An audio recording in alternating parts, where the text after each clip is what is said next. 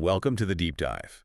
Today, we're digging into a story that's, well, it's been unfolding for years, really. We're using a CNN article as our source. That's right. It's about Taylor Swift, and honestly, it's huge news in the music world. A major announcement she just made. Okay, so what's our mission for this deep dive then? We really want to unpack this moment, the big reveal. Taylor Swift now owns her entire original music catalog, completely. Wow. Okay. So yeah, we'll trace the journey, how she got to this point, the strategy involved, and explore why it's so significant. Not just a personal win for her, but a development that could really ripple through the music industry, and why it might matter to you listening. Absolutely. It's got everything: passion, business, artist rights. It's fascinating. Yeah. So let's jump right in. What exactly did the source report as the core announcement? Okay, so the big news dropped Friday, May 30th, 2025. It came straight from Taylor Swift herself in a letter on her website. She announced very clearly that all the music I've ever made now belongs to me. That's a powerful statement. And she specified what all of it means, didn't she? She wasn't vague. No, not at all. The article lays it out. She owns the entire music catalog, so all the recorded songs, plus the music videos, concert films, the album art, photos, Yeah. even unreleased songs connected to those early albums. It's like the whole creative package from that era. And how did she get ownership? It wasn't just handed over, right? She acquired it. Exactly. She purchased it.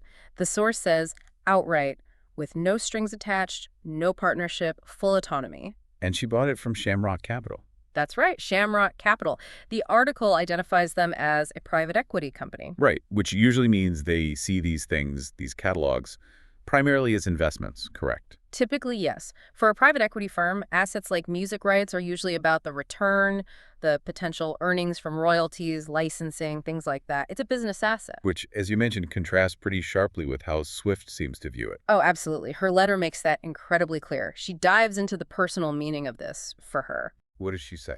How did she describe it? She called it her greatest dream come true. And then she added that even that phrase felt pretty reserved. Pretty reserved. That says a lot, doesn't it? Suggests the feeling goes even deeper. It really does. She talked about her connection to the music, calling it my memories and my sweat and my handwriting and my decades of dreams. Wow. That phrasing really drives home that it's more than just songs to her. It's deeply personal. Exactly. It's tied to her history, her identity, not just, a commercial product. And the article mentioned how she was able to make this happen financially. Yes, it directly links the massive success of her Eras tour to her ability to do this.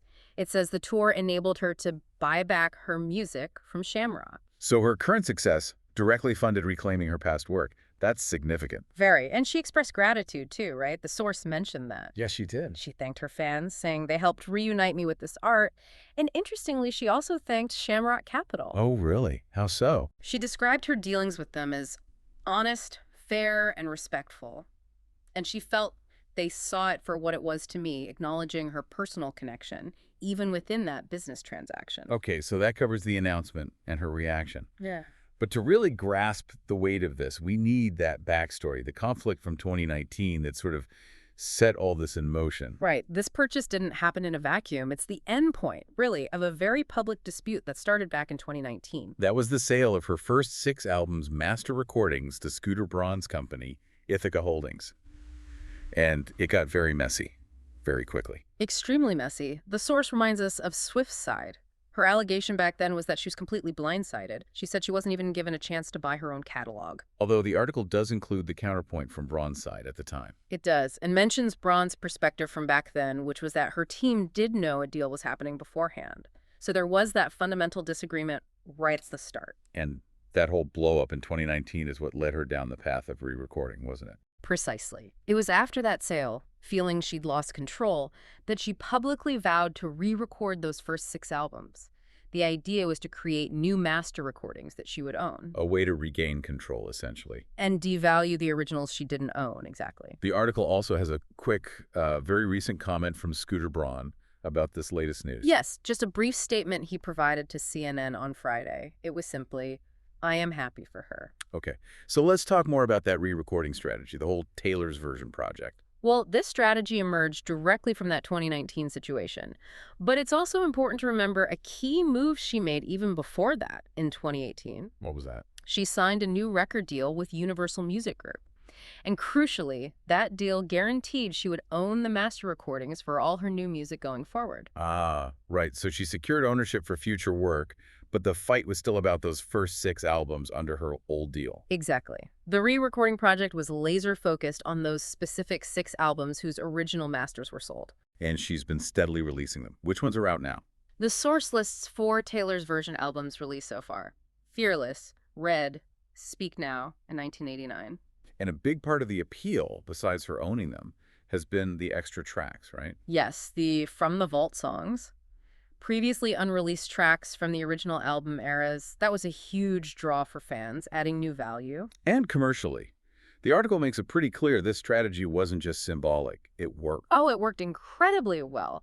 The source calls the re-recordings hugely successful. 1989, Taylor's version, became her 13th #1 album on the Billboard 200 chart. That's huge. And the others hit #1 too. Yep.